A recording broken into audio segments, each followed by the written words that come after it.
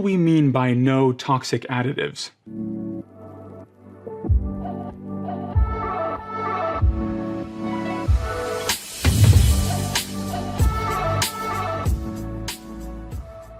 Additives are very common in commercial winemaking. Wine companies are allowed to use thickeners, dyes, flavoring, sterilizers, defoaming agents, and a whole lot more to create a certain type of product. In fact, the FDA approves 76 additives for use in winemaking in the United States. We here at Dry Farm Wines only work with natural growers who share a philosophy of pure wine made without these industrial additives. We vet every grower before working with them to make sure their ethos aligns with ours, to make wine as pure as possible as nature intends.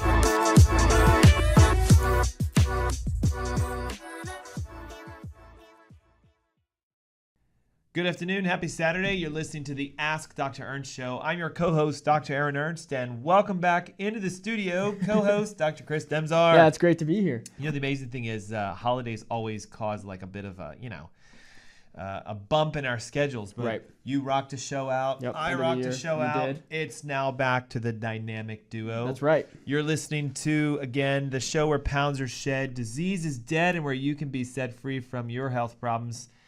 And our topic is shifting gears. Today was phenomenal. We finished our first official masterclass of the new year, and it's a little tight on our heads, isn't it? Let's see if we can expand that. And what we did was we revealed the secrets that functional medicine teaches. Yep. Literally, I'd like to say it's almost like back when we were in school. Maybe you can fix that. It looks uber tight for me. Back when we were in school, we would sit through classes on metabolism. We'd sit through classes on, weight loss and nutrition and self-healing and all this sort. We'll keep it like that. And I remember thinking like, okay, I'm learning how to become a doctor and I'm learning all this stuff so I can teach other people how to get well.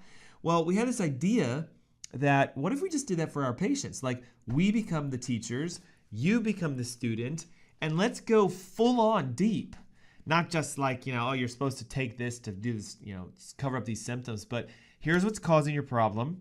Here's what you can do to fix it. And here's some tests you can even run in your own house to find the underlying roots, and you can go fix it. So it was phenomenal. Yeah, I had a blast today. Absolutely. And it really is something where we need to go deep. And the question is, well, why? Because it's not a one size fits all. Healing isn't a one size fits all. You may be listening and there may be a second listener that's got what you think is the same thing or the same issue going on, two different root causes, and then two different journeys to heal from whatever those root causes are. And, I think today, tell me if you'd agree with this, most people we work with as doctors and them being patients will say, well, I know I can get better. I just don't know what I need to do. I want to do it myself. I mean, we've even had people like, I hate the fact I'm taking a medication, or I wish I could get off this thing, and I know there's a way. I just don't know what to do. Right. So we kind of said, hey, this year, guys, just so you guys know, 2023, It is not going to be just ask Dr. Ernst. It's now going to be ask yourself the questions you need to do to heal. We're going to maybe rebrand this into teach Dr. Ernst. We're going to show you what you need to do, and then physically just go do it. Right. Because the whole goal is now it's you showing us the changes you can make to your health. Correct. Because, tell me if you think the same. But it really comes down to two things that everyone is looking for to be able to heal. You need the plan, which is what Dr. Ernst just said, and then you need the accountability. Because we know that healing is a journey. Healing takes time. Yeah. It's so important that you have the accountability, not just from the start of, oh, go do this, come back in 6 months and see how you did. But you need accountability along your journey to ensure that you're making progress. And think of it this way, right? January, everybody's setting their resolutions, like, hey, let's lose weight and get fit and whatever. Maybe you know this. The definition of a resolution is just a firm decision to do. And that's good. You should make decisions. Right. But that definition lacks action. It lacks the motivation to go move. So I like to say you want to really do a revolution. Yeah. So by definition, revolution is to kick out an old way of thinking. We got to change our old thoughts. This is what I thought what my problem was. It actually is this. And to instill a new method of government. So a new way of acting. New rules, new regulations. Think of it like new diets, new action steps, exercise routines, new action steps, so that you totally overthrow the old way of life, right? A revolution. So what we should be teaching people is you need New Year's revolutions. And how do you do that? You have to learn what you don't know. That's a classing, right? Master classing. You have to apply what you just learned. So like homework, a class again. Then you get a result. Maybe you have a test, right? A pop quiz. Hey, what are your sugars today? How much weight have you lost? And then you start reapplying that knowledge and course correcting with each re-exam. Exactly. Like a test. Exactly. So how did they judge our ability to see if we were able to take care of patients? We had to take board exams. Many of them. And these things would be like days and days. And I think one of them, I counted 50,000 questions in like 2 days. And here's the thing, guys. It took us 4 or 5 years to practice with teaching and education and sitting through classes and even sometimes testing this theory on ourselves. Right.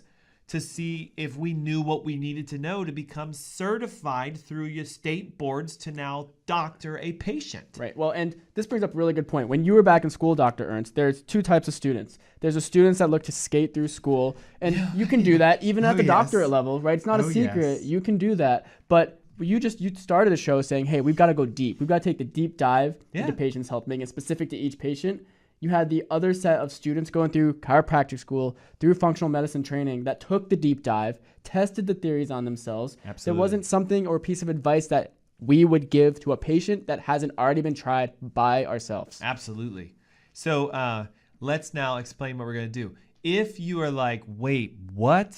I had no idea that this is what you guys are doing. This is your last chance, okay? We recorded the entire class.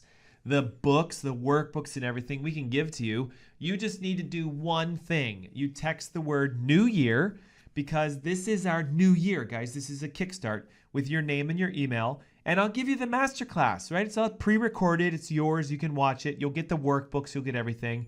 And guess what? Maybe that's the springboard for you to start attending our other classes, okay? So this year, no more webinars. We're done with those. What we're going to start doing are master classes. Every month, we're going to do a class on a condition that people deal with, and we're going to teach you step by step by step. February's coming up right around the corner. This big heart health month, so I think you know where we're going with this. We're going to teach you guys, ready for this? Blood pressure, cholesterol, arrhythmias, palpitations. If you've got a heart health issue, get ready. Sign up for the master class. It's on February the 11th, I believe. You got it. But we are going to start giving you guys things now, homework and tools and tips. Not only do you get the ebook, which is your workbook, but we're going to start, Dr. Chris and I, randomly pinging you guys as we head into February with some assignments. Hey, student, as you prepare for your class coming up on February 11th, check out page 5, and let's see if we can do this now. And maybe get you guys getting huge improvements. We did this with the holiday giveaway. Yes. I got emails with people saying, oh my gosh, like I lost 25 pounds before I even met you. We had another patient, another potential patient, a future person. She was texting in saying, I need to change my life. She emailed me over saying, my husband's on board. We've done your diet plans, and she's already cutting a medication for blood sugars down. Like, how incredible is that? We haven't even met face to face. No. And she was on the masterclass today, yammering on, like, oh my God, I'm so excited. Like, do you guys see? You have this innate healing potential. You just need to take the class to unlock it. Right. So now, to sign up for our up-and-coming Heart Series class, it's simple. The word is heart, so text the word heart with your name and your email. You get the workbook now. You get registered through a queue of us checking up with you now, and you get the masterclass on the 11th of February. And all of this is free, guys. So it's heart, your name and email, 704-906-2094. And let's get into the heart of the matter then. Do you guys see it though? This is the deep dive. Imagine showing up to a masterclass not saying, hey, I don't know what to expect, but we'll see what I learn, can take away and apply. You've already applied 2, 3, 4, maybe 10 steps towards your own healing. And now you get to show up. Dr. Ernst, myself, we go through what changes maybe you need to make, what's the next steps are, and then you get to apply those right then and there. You're already in the deep dive of it before you even get to the masterclass. Yep. How powerful. It's extremely powerful, but it comes back to this, right? You have to take the action. You have to say you want the change. You have to acknowledge that it's not going to be your insurance that solves your health issues this year. It's not going to be your primary physician. It's going to be you.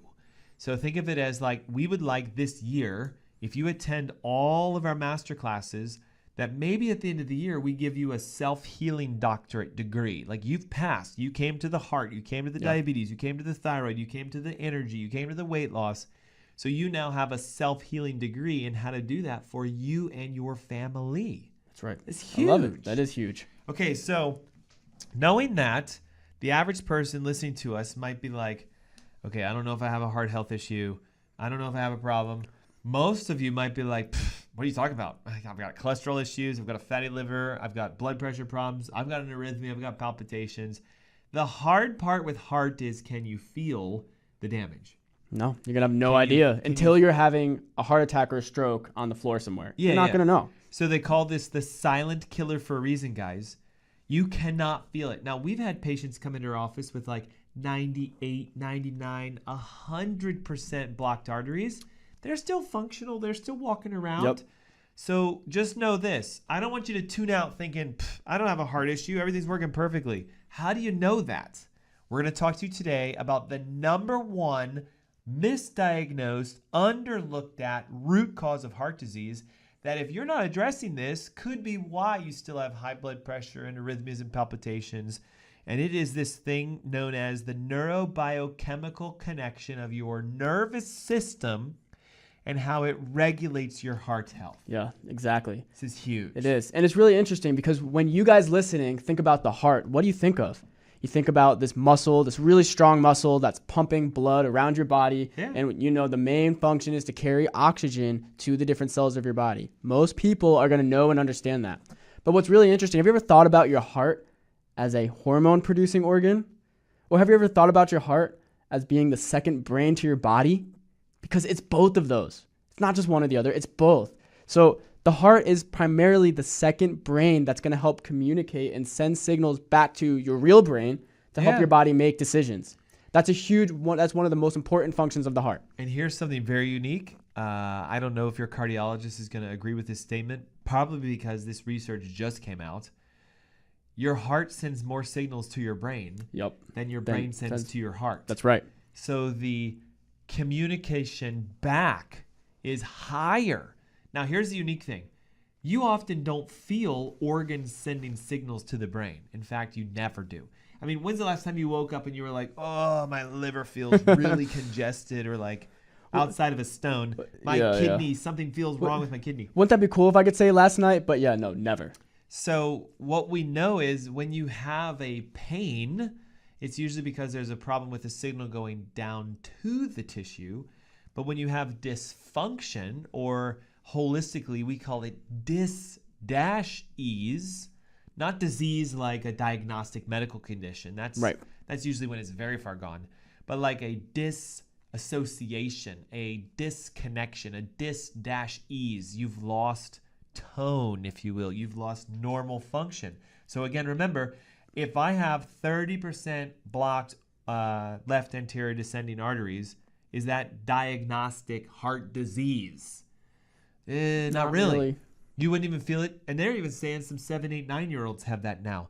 So Crazy. So it is heart dis-ease. It's a lack of normal function. Right. But it's not diagnostic yet. And the crazy thing is it's not even sometimes diagnostic till it's 100%. Right.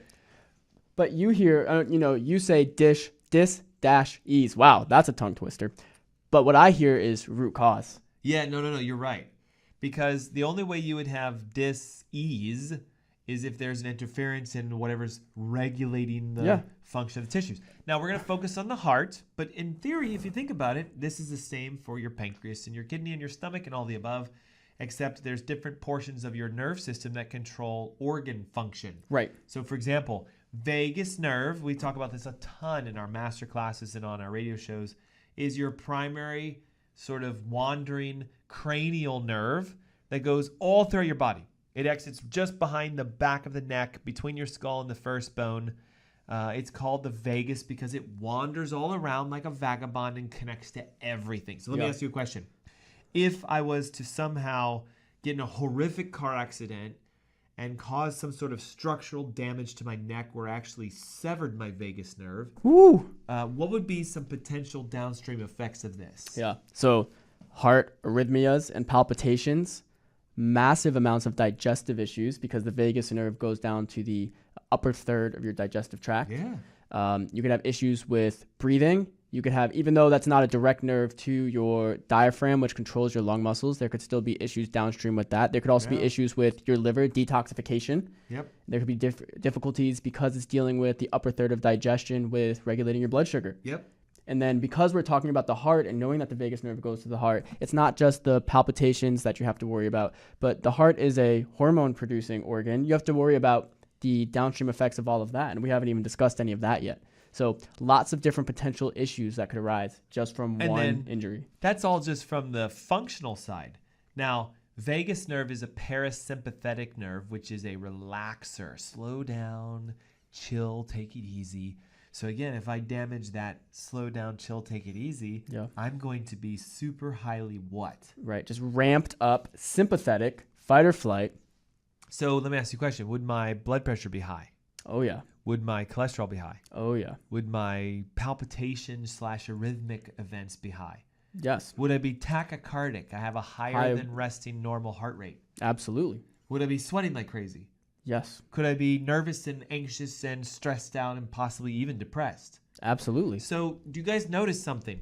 In conventional medicine, they're not going to always jump straight to, hey, I wonder if your vagus nerve is working. Whereas in functional medicine, it's our first thought. Yeah.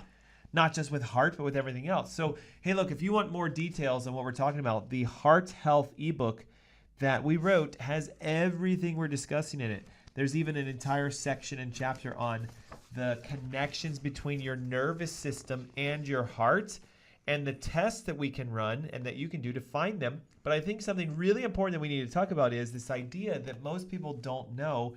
It could be a nerve issue, not genetics, not diet, not lack of exercise causing your heart problem. So you can get this ebook free by simply texting the word heart with your name and email now to 704-906-2094. This is a workbook that will give you homework and things to do to even start fixing your heart now. Again, 704-906-2094. And we're going to register you for the masterclass. It's literally like a month from today. Yep. So what does that get you today? 4 weeks of us randomly pinging information to you guys on, hey, have you looked into this? Have you thought about this? And have you tried this? So you can start fixing whatever's going on with your heart. 704-906-2094. The word heart, your name, and your email. It's all we need. And here's what's interesting. So when we start to get into it, let's say you're someone that has heart palpitations or some heart arrhythmia, and you're being told by your medical doctor, oh, you have to have some sort of ablation therapy or some other therapy to try to turn off that signaling in your heart.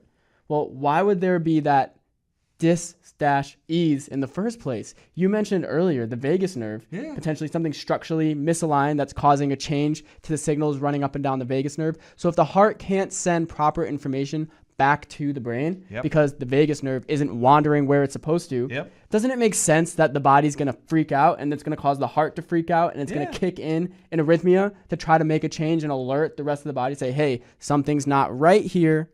But that begs the question, is there anything wrong with the heart? No, and I'm so glad you went there, because it would mean the heart's doing what it's supposed to do. Yes. Though it's been labeled as being arrhythmic and palpitative and it's whatever. being bad, just something bad. Like there's something wrong with the heart. Yeah.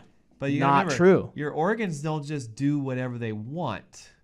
They react to the current environment they're in, and they send a signal to the brain to tell it about that environment.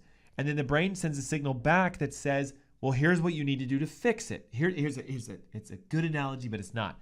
Okay, let's pretend you're in a really bad car accident. You've fully somewhat dislocated your shoulder.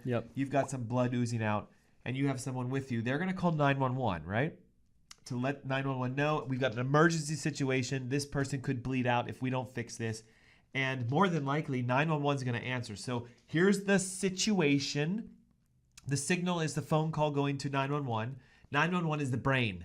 Well, it's going to take 20 minutes for the EMS to get there. So I'm going to walk you through how to do a basic tourniquet procedure and apply pressure to the wound so you can slow it down. Now, what would happen if the person on the other end is like, what?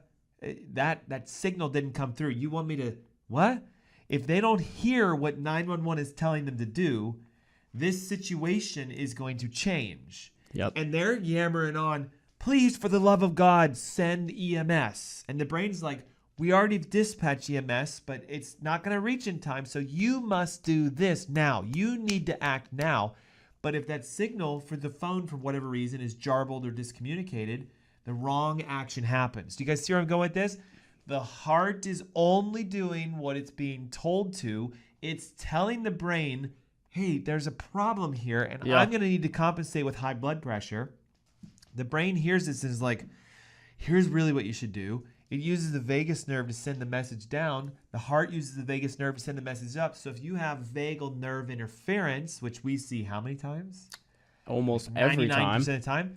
The signals get disrupted, and your condition is now turned medical. And the doctors, MDs, arrive, the paramedics arrive, and they're like, well, you didn't do what you needed to do. So step away. We're going to now fix this with prescriptions, with procedures, with pills, with whatever. Right. Okay, so can you fix your own heart issue? Yes. But you have to find the root cause. So I brought Henry, or whoever we call this, and would you give me a really good explanation? I'm going to be the layperson, ask some questions. How would I know if I have a vagal nerve issue? Where is it, first of all? And what is the number one cause of this vagal nerve compression? Like, is it something here, here, here, here? What creates the compression the most? Yeah, absolutely. So how do you know if you have vagal nerve compression? Well, you have to test for it. We talked at the top of the hour about the tests that you can do and that you need to test something to be able to figure out the root cause of your health conditions. And where are those tests described? So if you want to find out if your vagal nerve is compressed, it's here in the Heart Disease Heal Thyself workbook. It's right there. It could be at your fingertips. That's why you need to get it so you can know. But specifically, we would do two things. We need to know as chiropractors, two tests, the answers of two tests. One's an x-ray and one is called a thermography scan. And that's going to show any neurological interference at a specific spinal level. So it's great to be able to see what's going on with the bones because we can structurally see that compression or that change. Absolutely. But we also need to know, well, are the nerves happy or not happy at that specific spinal level? And that's what the thermography heat scan gives us those answers. Okay, so let's say thermogram comes back and you've got really hot upper neck. Yep. And x-rays come back. What's the most common x-ray presentation as a chiropractor you see that would make you go, bop, there it is. That's vagal nerve compression. Yeah, so if everyone can see, I'm holding a spine, right? We've got the skull here, we've got the neck or the cervical spine beneath the skull, and what we're going to see is that it looks crushed. So first of all, there's a loss of spinal curve, so the spine has straightened. Your neck bones have straightened. There should be a normal curve that no longer exists. But secondly, we would see that the skull is compressed over top of the top bone in the spine. And when that so angle, basically, it's like it's dropped down. yes, And the space where the nerve would be now has more or less that bone kind of. it's almost like bone on bone, right? And there should so be the this nerve gets compressed. right. So there should be this really healthy space. Like I should almost be able to stick my finger between the skull and the top bone in the spine. Yeah. When that's gone, you know that there's vagal compression. Okay, so real quick, if I can't feel my heart issues, can I feel this? You're going to probably most likely have no idea. And it's possible that if this has been here for a long time, right? Because immediately, no, you're not going to know it. But if it's been this way for a long time, and I'm not talking about a couple of weeks or months. I'm talking about even years, right? Yeah. Years of dealing with this vagal compression. You might have headaches. You might have tight muscles. You might be able to feel a knotted muscle on one side of your neck or the other. You might be getting tension headaches on one side of your head or both sides. You might feel like your shoulders are falling forward. Or these are all these things. I could go on. There's a whole list. Yeah, because it's vagus nerve, right? So it could be nervous anxiety. It could be acid reflux. It could be chronic fatigue. Yes, I love that. So that was the vagus nerve. I was even just talking about from the changes that the body's trying to make in this area. Yeah. Right? So the body's not going to try to just be okay with this vagal compression. It wants to fix it. So all of the symptoms of something being wrong is, again, the alarm bells ringing saying, hey, you've got to do something different to try to or decompress the vagal nerve. Yep. So, hey, listen, when we come back from our commercial break, we're going to show you why massage won't fix this, why, unfortunately, PT doesn't fix this, and why even a lot of chiropractic doesn't fix it. So if that's the case, how the heck can we fix this? We're going to go through tips and techniques of identifying and releasing this vagal nerve tone. But more importantly, that's the number one, guys, cause of a heart condition that hasn't healed by itself. Yep. So usually, to tease, we will work on someone's vagal space. We'll show you how to do that. And we start seeing blood pressures improve and palpitations clear and arrhythmias go away. This isn't a chiropractic adjustment. It's a structurally specific base system of releasing tone against the nerve system. And the effect is then the spine resets. That's right. All that when we come back. I know you have something to say, so real quick. This is your opportunity now. It's the Heart Heal Thyself Masterclass Workbook and Masterclass February 11th. And the event is free, but the book is yours now. Text the word HEART with your name and email. HEART, name and email to 704-906-2094. Thank you. No, I just wanted to say we see all of those great changes too, but sometimes we're working with a patient and we start to make a change to the vagal space and they tell us that things are getting worse. We can go, wow. So the body's finally being able to wake up and the alarm bells that were shut off because the body said, well, let's get you out of pain. Let's shut the alarm bells off. Now they get to go off again. And that is a great thing. And we've got to talk about that because sometimes you have to go through the valley before you get to the promised land. That's right. Again, 704-906-2094. Text the word HEART, your name and email. It's the Ask Dr. Ernst Show. We'll be right back. What if we told you coffee was good for you? Coffee is the single highest source of antioxidants in the Western diet. More antioxidants than kale, more antioxidants than 70% dark chocolate, and more antioxidants than blueberries. In fact, what if we told you that coffee is really good for you? Research shows that 3 to 5 cups of coffee per day dramatically enhances performance in high-intensity exercise, improves memory, reaction times, and overall cognitive function, decreases risk of depression, promotes weight loss by boosting metabolic rates, reduces risk of type 2 diabetes up to 40%, decreases risk of liver cancer up to 71%, reduces risk of Parkinson's up to 30%, and decreases risk of Alzheimer's up to 65%. Overall, coffee drinkers live longer. People who drink 3 to 5 cups of coffee per day have about a 15% lower risk of premature mortality compared to people who don't drink coffee. And what if we told you that the health benefits of coffee could actually be increased through conscious roasting, sourcing, and processing?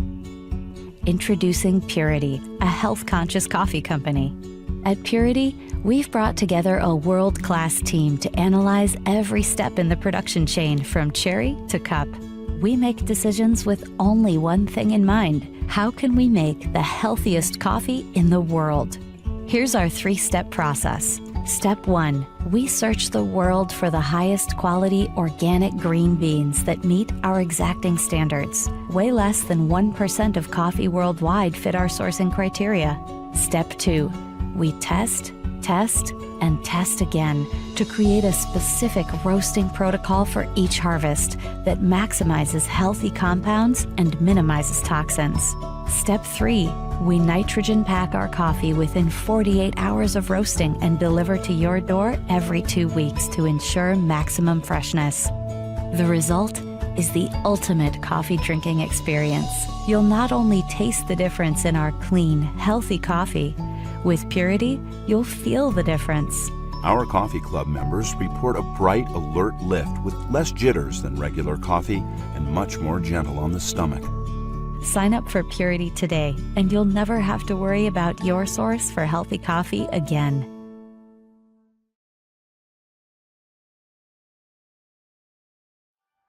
To bring you the best natural wine the world has to offer, we've designed a fully curated membership program. Every selection you receive is different and unique.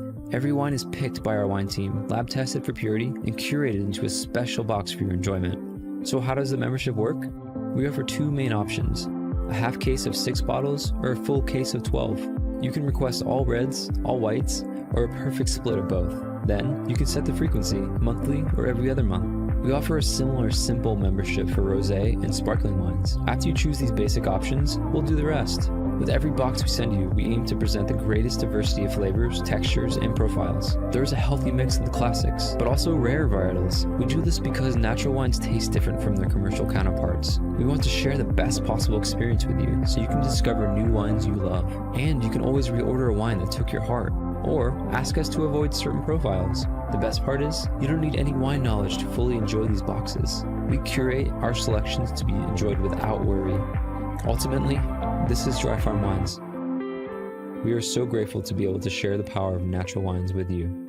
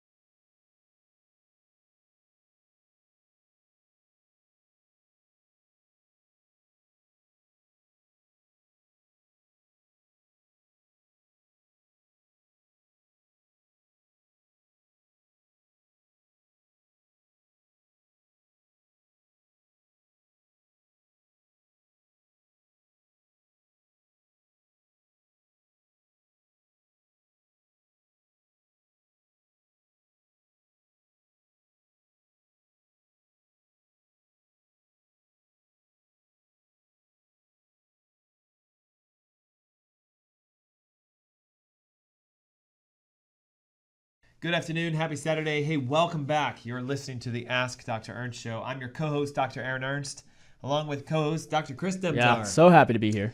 And hey, listen, in case you're just now tuning in, we are taking this new year to reformat not only the delivery of our shows, but the delivery of how we teach you to become your own doctor.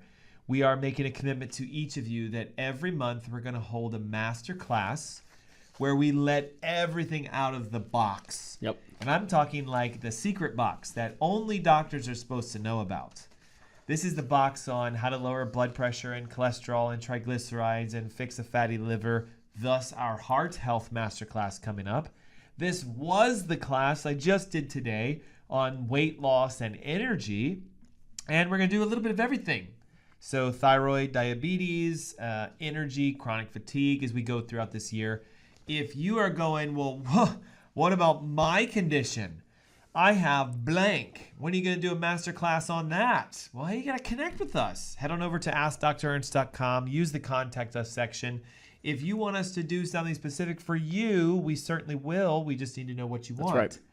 And we are giving away our next major masterclass series. It's the Heart Heal Thyself class. This workbook has homework and guides and things that you can do now to start improving your heart health. And the class is on the 11th of February. It's about 4 or 5 weeks away from today. So our commitment to you guys is every time you register, each week as we go, we're going to send you tips and guides and homework to stay engaged. And like you said at the top of the hour, get results now. Why wait till the class? Why wait till the test? Come prepared. Maybe you even hop on that masterclass and you share your testimonial. That's right. Like happened today. Yes. And the neat thing was we even had people who were not even in the greater Carolina area, Michigan and New Mexico, and people online going, I've been looking for doctors that do what you do. I've been listening to your show for years, and I'm looking for doctors like you in my area. We can't find them.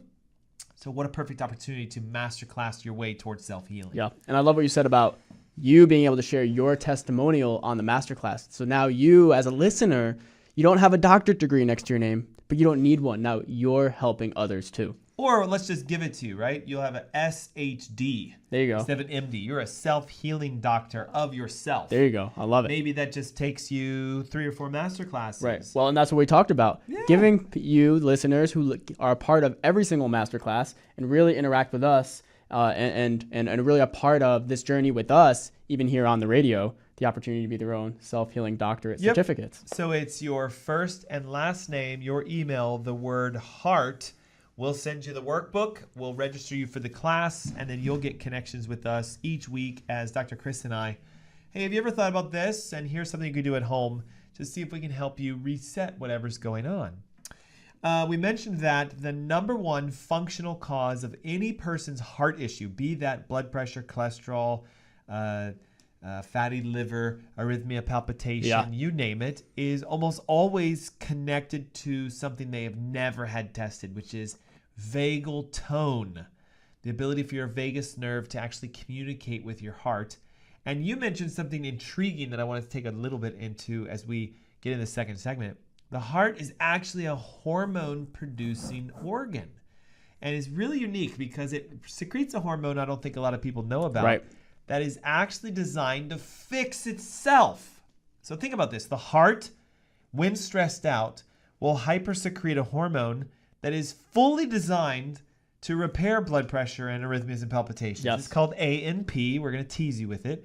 But if the vagus nerve is not connected, it sends that signal to the brain saying, hey, should I release this ANP that I can create so I can fix myself? The brain's going to say, there's nothing wrong with you. Right. Because of the vagal nerve damage.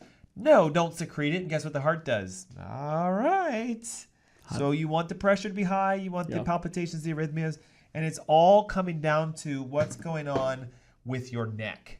Now, Dr. Chris, as the lead chiropractor for the Ask Dr. Ernst crew, you mentioned before, if the skull has dropped, if the head is forward and the neck is straight, that's classic X-ray documentation of a vagal nerve compression. Correct. What causes that, though? Like, do I just wake up one day and there I am? Yeah. Like, what's the lead cause of this degeneration and or alignment issue that could affect my vagus nerve? Yeah, well, it's typically something that all of you listening are doing every single day.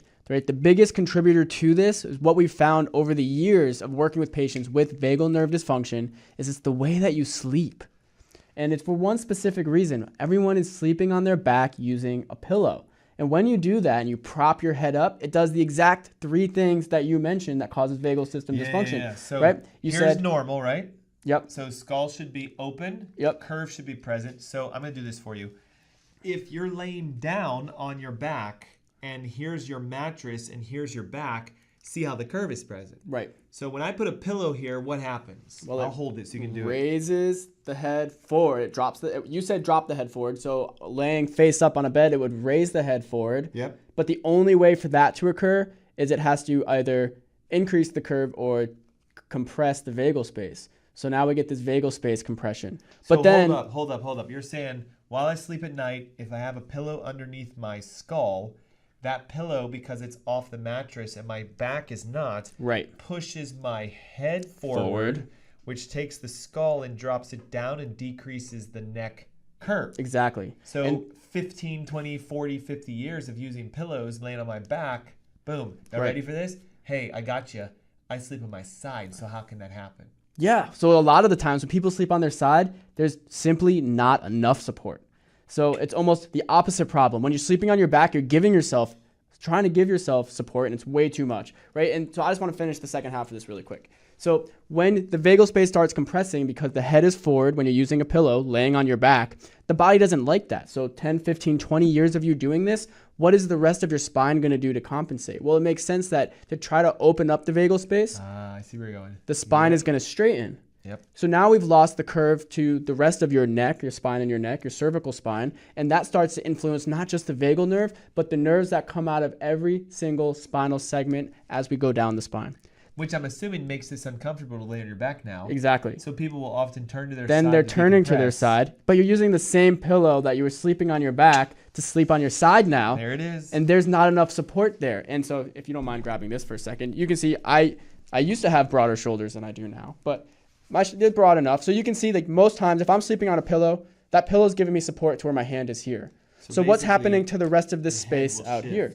Right. Yeah. It's going to collapse into the bed, which means my head has to collapse and shift. And now we're going to get a one-sided compression. Yep. So we'll see that one side is being pinched or compressed and the other side is opening, which is equally as bad. Any sort of tension or compression outside of what's normal is going to change the signaling or the tone of the signals traveling through that nerve. So let me just translate and tell me if this is true. Laying on our back with too many pillows, the skull goes forward, the head starts to decrease in its normal positioning, the neck straightens out, the nerves get stressed, the muscles get stressed. You often turn to your side, but because our shoulders are way out here, the skull will then tilt because there's not enough. Then we extra compress. Yep. And that's why sometimes it's one-sided issues. That's right. The tension headaches on one side, it makes sense. The headaches, the neck pain, the stuff is heart function, guys. Now let's be totally transparent. If I walked up to you, we didn't know each other, and I said, hey, did you know that your neck and the headaches and the pain you have is why you have high blood pressure and palpitations and arrhythmias if you're diagnosed? How many people would be like, oh yeah, it makes perfect sense? None. So are you saying a bad neck can make a bad heart? Absolutely. Woo! I don't know if you guys realize that or not. All this time with tech and cardiology and scans and CTs and MRIs and all this stuff we do and the echograms and the angioplasties and all this stuff. We have the whole history of heart health medically and the fallacies behind it because none of this is caused by genetics and diet. Right. Almost all of the functional causes of heart disease are structural and need to be addressed with a very special style of spinal rehabilitation, but that is not necessarily chiropractic. Exactly. And if you're just tuning in, you're going, wait a second, you're saying that structural changes to nerves in my neck can cause my heart problem? How? Well, it's because the heart sends more signals to the brain than it receives. So if the heart can't get those signals to the brain because there's a problem with the communication pathway here in your neck with the vagus nerve, then it's no wonder that the heart starts freaking out because the brain can't tell the heart what to do. That's all of the conventional medical problems that you may be living with. So let's talk about a hormone that your brain is supposed to regulate through your heart producing it. Yep. I'm going to butcher this. I'm horrible with pronouncing things. Atrial natriuretic hormone. Yep. ANP. It is a cardiac hormone where both the receptors and the genes are all throughout the body, yet the heart produces more of it than anything else. And its main function, guys, listen to this, is to lower blood pressure and control your electrolytes like sodium and potassium and stuff like this. So medically, they give us diuretics to make us change our electrolytic relationships in our fluids, which lowers blood pressure. And they give us, alpha blockers and beta blockers and, calcium channel blockers to proton change pump inhibitors, our heart pressure, when in fact, the heart should naturally, through the brain's help, be secreting ANP, which naturally lowers it. So question, if the vagus nerve is interfered with, what does it do to the heart's ability to produce this ANP hormone? Yeah, so it can't tell the heart to secrete this ANP hormone. And so that's why the blood pressure continues to rise and to rise and to rise. And if you get on a blood pressure medication, you're going to take that blood pressure medication. It's going to have its effect, but the root issue is still in play, right? The vagus nerve damage is still there. So at some point in time, the medication is not going to work anymore. Your blood pressure still seems like it's higher. And what happens? You go back to your medical doctor and they say, well, let's get you on another medication. We just need a stronger medication to lower the blood pressure again. Or they increase the dose of the current one, which is the same effect. Same effect. So, but Can you guys see that? That's the wrong way to look at it, because what's the root issue? It comes back to the vagus nerve. And the damage to the vagus nerve that's preventing the heart from secreting the normal hormone that it should to help regulate your own blood pressure. Let's go through this, okay? If you want extreme detail on what we're about to talk about, it's in the ebook, guys. This book is your workshop, class, advanced trainer, if you will.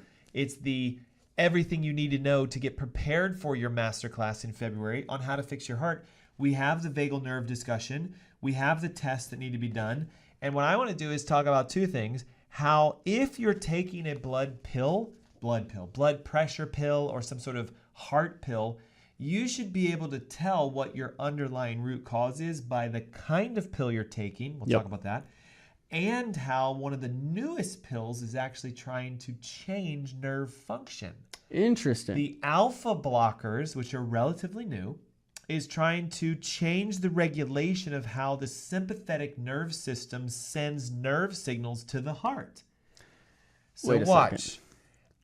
Sympathetic nerve is going to come out of the mid-thoracics. Parasympathetic nerve vagus comes out of the neck. If the vagus nerve is blocked, homeostasis, the body balancing itself to normal rhythm, which happens in everything, says sympathetic tone is going to go up. Now, we know medically sympathetic tone is fight or flight. That's faster, stronger, harder.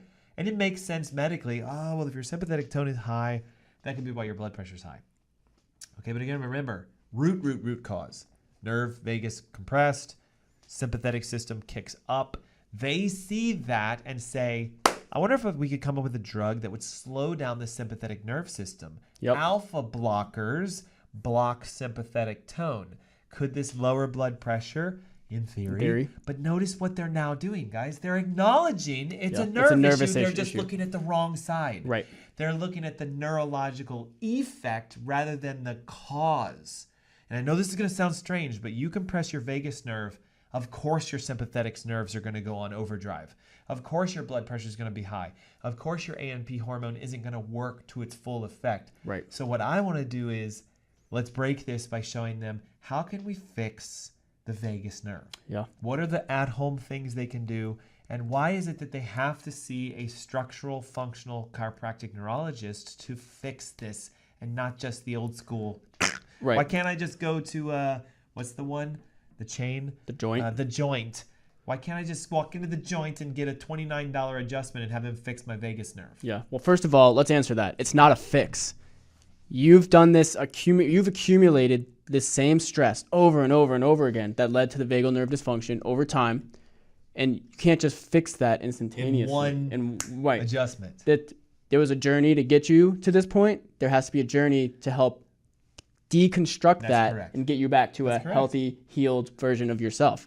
Which is, we were all born with as ideal of health as we're ever going to have. And the goal is to maintain and improve upon that, throughout our life before we go into heaven. So that's why when it comes to your heart and your vagus nerve, you have to know exactly what's happened to your vagus nerve, how it's happened, and what the effect on the vagus nerve is. That's why we talked about we need the thermography scan, because maybe we go ahead and we try to influence the vagus nerve, but what really needs to happen is, because of it's been there for so long, you've had vagal nerve dysfunction for 25 years, it's also started to cause all these other issues with the nerves in your neck. And we've got to address those too. And what he's talking about is this test right here. Yeah, the thermography scan. It's a device that rolls up your spine. It can show you where hot heat areas are. In this analogy, it's in the base of the neck, and this person's vagus nerve is rather clean. So that test helps us to hone in on, has this spread to other areas? But let me ask you this. We could see a scan like that. We look at their x-rays. Could they have vagal nerve compression and a straight neck, no normal curve in their neck? Yes, because if a nerve is really deficient and not sending signals, it'll often have an absence on the thermography. Exactly. So that's why we take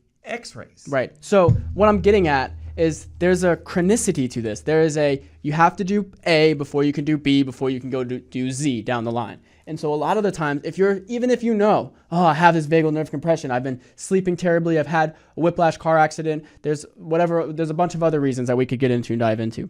You may not need to just get your vagus nerve adjusted. There may be more important neurological adjustments that need to happen first before we adjust the vagus nerve. You need to have a structurally specific and neurologically based chiropractor to figure that out. So we need like a biostructural exam is what Exactly. you're saying. Get the thermography done, get the x-rays done, have someone sit down and evaluate it with you structurally and go, okay, if the skull has dropped, that needs to be addressed. If the neck is forward, that needs to be addressed. If a shoulder has dropped, that needs to be addressed. If a pelvis is rotated, that needs to be addressed. Exactly. So now, what's the difference between me going to the joint and getting their version of a chiropractic adjustment and coming to like a clinic like the one you run in the north part of the city or involved in our network of chiropractors? Like, how is that different? Yeah, so I don't want to bash another chiropractor, but I will talk about what makes us different. So what drives the difference and what drives results in our clinics is that we do adjustments that are structurally specific to move the joint and to shift the nervous system back to a place of ease. And tangible, visible x-ray change with Yes, that. exactly. And we're measuring that as we go. So it's not just it's great that you're functioning better. It's great that, hey, your blood pressure, your testing, it's gone down, and you're no longer having any of these fibrillations. Oh my gosh, that's great. Your heart's not fluttering anymore. No, we want to test to see we made a change to the root cause, which is the nervous system. Can we follow up with that and see the structural and neurological changes with that? And that's what's driving the Can we results. teach you, once it has been physically reset, how to maintain that yourself? Yes.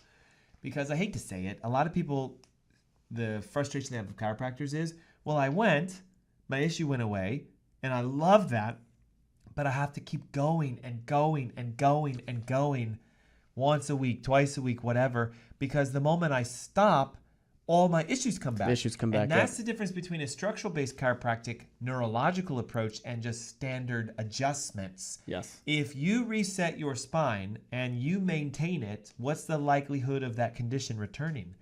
Very close to zero. Unless you go back and do the same things that you're doing before you got under care. So now let's talk about this. You said sleeping on my back with a pillow. So I'm inferring then that one thing I should do is get rid of the pillow. Stop sleeping with a pillow under my back. Right. Or you can use, and we recommend specific pillows that have the cervical neck support and they get rid of the headspace. So it's basically like you're sleeping on a roll for your neck and your head still is in this position where it's hanging back. It's extended. Yeah, it's still an extension. It's not being pushed forward. You're not compressing the vagal space. But if you're a side sleeper, give yourself more support. You probably don't have enough. Make sure that your head and to your body looks just like I am right now, perfectly upright. You should be able to sleep sideways in this position. And let's demo something for all of our long-term, what I'll call sort of podcasters who actually listen and watch the video cast. Right. So just sit up straight for a second.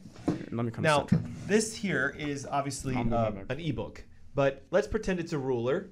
And what I would do if I was you is have someone or yourself sit this thing at the edge of your head and come down to the junction of your neck and find the end of the shoulders. So we go right there. So now, Dr. Chris, that from here to here is your neck to shoulder distance. So when compressed, your pillow better be that thick if you side sleep. Yep. Now, how many people have a pillow this thick? And that's Very after few. compression. After compression. After compression. Most people's pillows after compression are only this thick. So it is vitally important for home therapy and maintaining the health of your vagus nerve that you stop irritating in the first place. Right. So this is where these custom pillows, the molded rolls are good for homework. But what are some other ways they could maybe like decompress their vagus nerve from a uniquely functional perspective? Maybe change the tone of it over time. What are some things I could do on my own to do that? Yeah. So when it comes to the vagus nerve specifically, there's really, and this gets into what's interesting about, we talked about the heart being an organ that produces hormones. Yes. And those hormones, those neurotransmitters are going to travel from the heart through the vagus nerve back to the brain. And so if you want to decompress the vagus nerve naturally, you can do it a couple ways because that's going to help to change the neurotransmitters that are passing through the vagus nerve. Right. And that will help it to heal over time. It's good input versus bad input. So simple things you can do are to meditate and pray. If you're not doing that every single day, and that's the best way to start out your day. Or if you need it to decompress from your day, decompress the vagal nerve, decompress your mind, decompress the neurotransmitters going through your vagus nerve, do it at the end of the day. But even 5 minutes has been shown to have a massive effect on some of the neurotransmitters and like serotonin and dopamine that are running through the vagus nerve and that are going to make good effects and changes in your brain. So in addition to that, you want to laugh more. Yep. And this is really cool because I went to, at church, we talked about joy this past weekend. It was all about joy and how to get joy in our life. But you can have more joy in your life from laughing. Your vagus nerve is going to like that. And it's going to help the heart communicate with your brain better. And possibly secrete more of this ANP hormone. That's because it will help you to lower your blood pressure naturally. That is the natural downstream effect, right? Yes. You decompress the vagus nerve. Oh, now the brain can tell the heart you need to secrete more ANP. Regulate your blood pressure, regulate the dysrhythmias, whatever they are, right? And so those are two really powerful things. You can do the same thing with music that you love. Listen to a good song that gets the hair to stand up on the back of your neck. That is going to help regulate your vagus nerve. And then something that I do that's more structural in nature is I love being able to get my head into extension. Yes. And so hanging my head off the edge of a bed, I'll get my shoulders to the edge of my bed, and then my head just hangs off. And it's the single greatest thing. I only need to spend 2 minutes there. I can feel the relax. You can feel the tension in the back of your neck just dissipate. Right? It's like pushing through cotton candy. That's what the muscles of my neck do. And then I know I'm done. I've reset my vagus nerve, and I'm moving on. And if you think about it, most of us are in a forward head posturing position all throughout our day. We're looking down at our tablets and our phones and our iPads and our this and that. We're on the phones with our head tilted sideways. We're, stressed out when we're driving. Another big one that people do is, when they drive, it's literally like they drive with their head straight forward.